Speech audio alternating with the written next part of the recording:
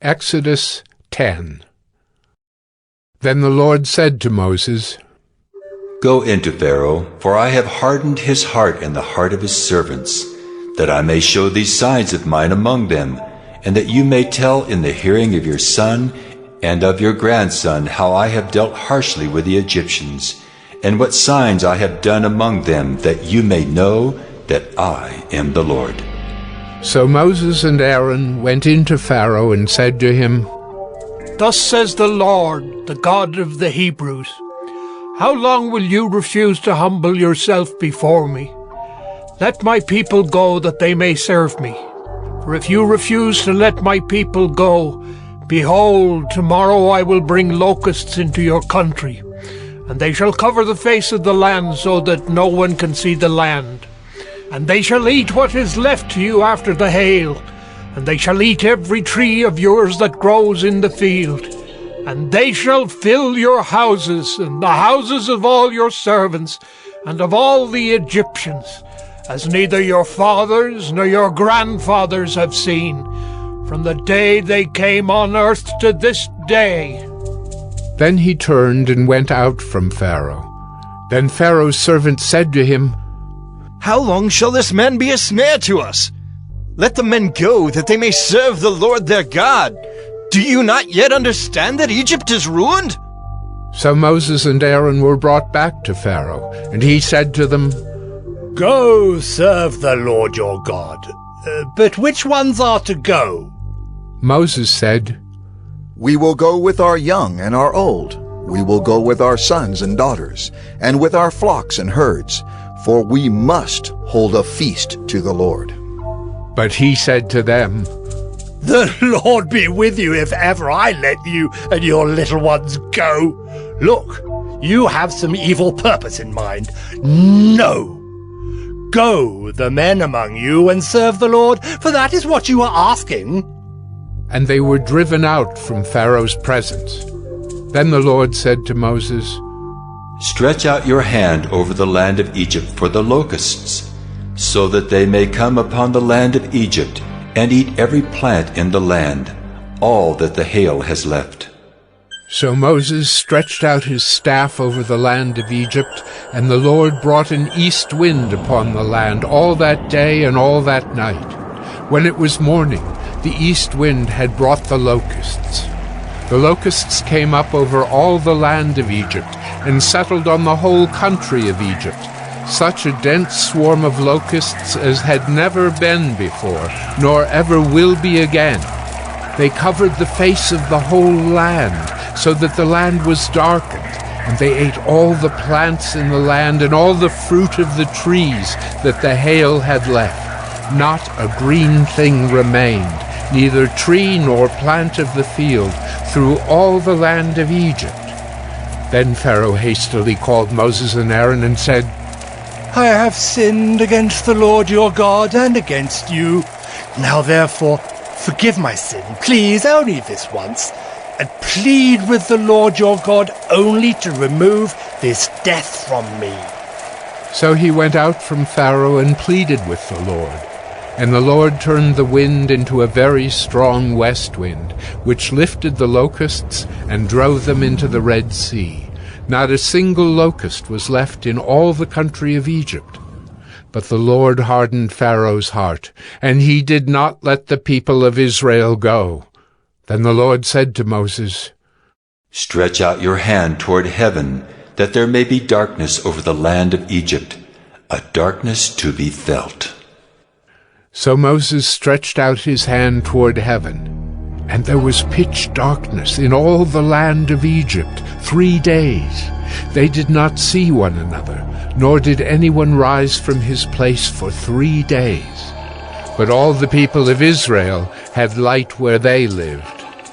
Then Pharaoh called Moses and said, Go serve the Lord. Your little ones also may go with you, only let your flocks and your herds remain behind. But Moses said, You must also let us have sacrifices and burnt offerings, that we may sacrifice to the Lord our God. Our livestock also must go with us. Not a hoof shall be left behind. For we must take of them to serve the Lord our God, and we do not know with what we must serve the Lord until we arrive there." But the Lord hardened Pharaoh's heart, and he would not let them go. Then Pharaoh said to him, "Get away from me! Take care never to see my face again, for on the day you see my face you shall die." Moses said, "As you say, I will not see your face again."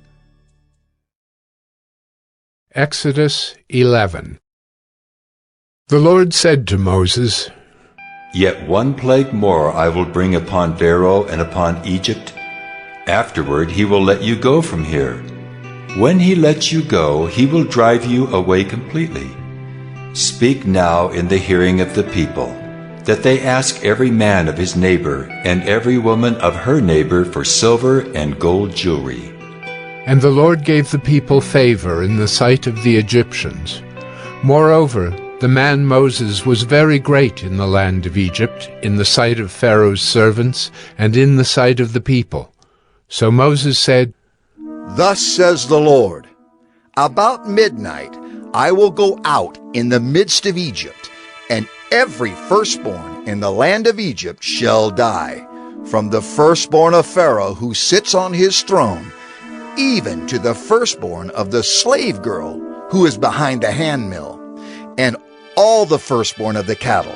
There shall be a great cry throughout all the land of Egypt, such as there has never been, nor ever will be again. But not a dog shall growl against any of the people of Israel, either man or beast, that you may know that the Lord makes a distinction between Egypt and Israel.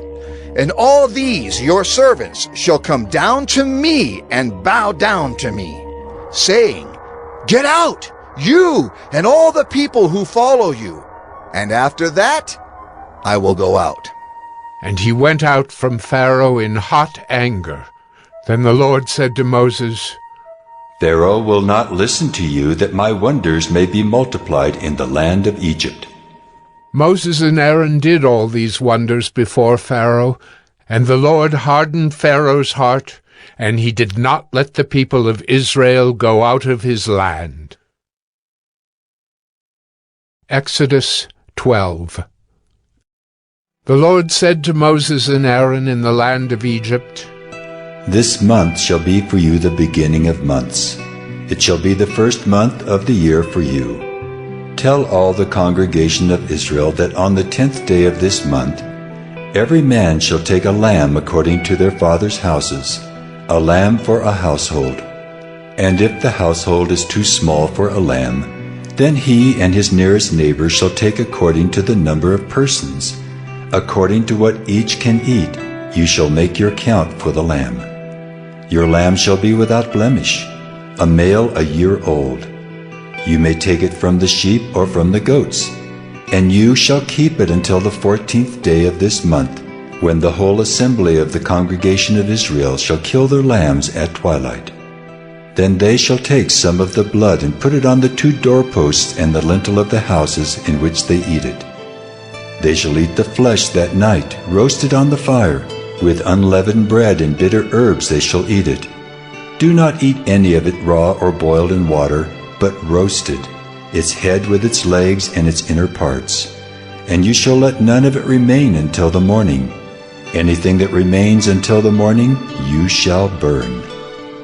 In this manner you shall eat it, with your belt fastened, your sandals on your feet, and your staff in your hand.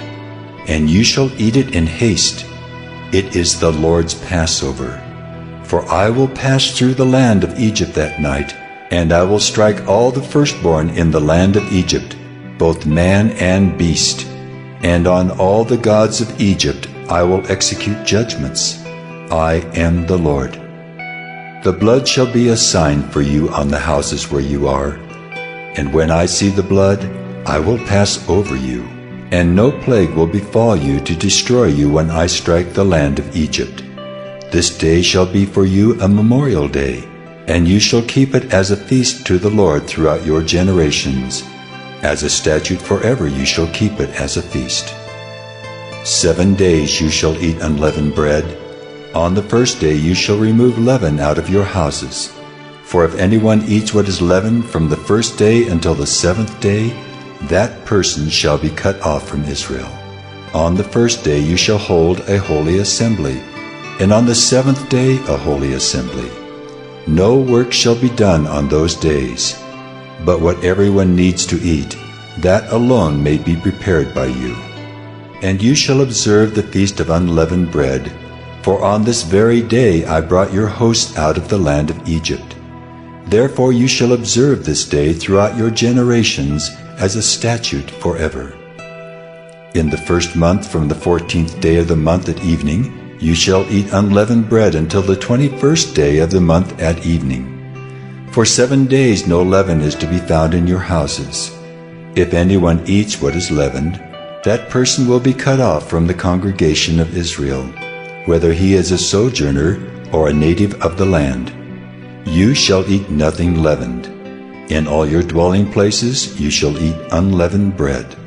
Then Moses called all the elders of Israel and said to them, Go and select lambs for yourselves, according to your clans, and kill the Passover lamb.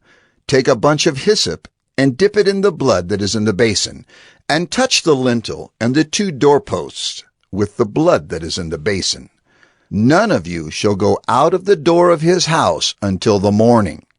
For the Lord will pass through to strike the Egyptians, and when he sees the blood on the lintel and on the 2 doorposts, the Lord will pass over the door and will not allow the destroyer to enter your houses to strike you. You shall observe this rite as a statute for you and for your sons forever. And when you come to the land that the Lord will give you, as he has promised, you shall keep this service. And when your children say to you, What do you mean by this service? You shall say, It is the sacrifice of the Lord's Passover, for he passed over the houses of the people of Israel in Egypt, when he struck the Egyptians, but spared our houses. And the people bowed their heads and worshipped. Then the people of Israel went and did so, as the Lord had commanded Moses and Aaron, so they did. At midnight the Lord struck down all the firstborn in the land of Egypt, from the firstborn of Pharaoh who sat on his throne, to the firstborn of the captive who was in the dungeon, and all the firstborn of the livestock. And Pharaoh rose up in the night, he and all his servants and all the Egyptians, and there was a great cry in Egypt, for there was not a house where someone was not dead. Then he summoned Moses and Aaron by night and said, Up, go out from among my people, both you and the people of Israel, and go, serve the Lord as you have said. Take your flocks and your herds as you have said, and be gone, and bless me also. The Egyptians were urgent with the people to send them out of the land in haste, for they said, We shall all be dead. So the people took their dough before it was leavened, their kneading bowls being bound up in their cloaks on their shoulders.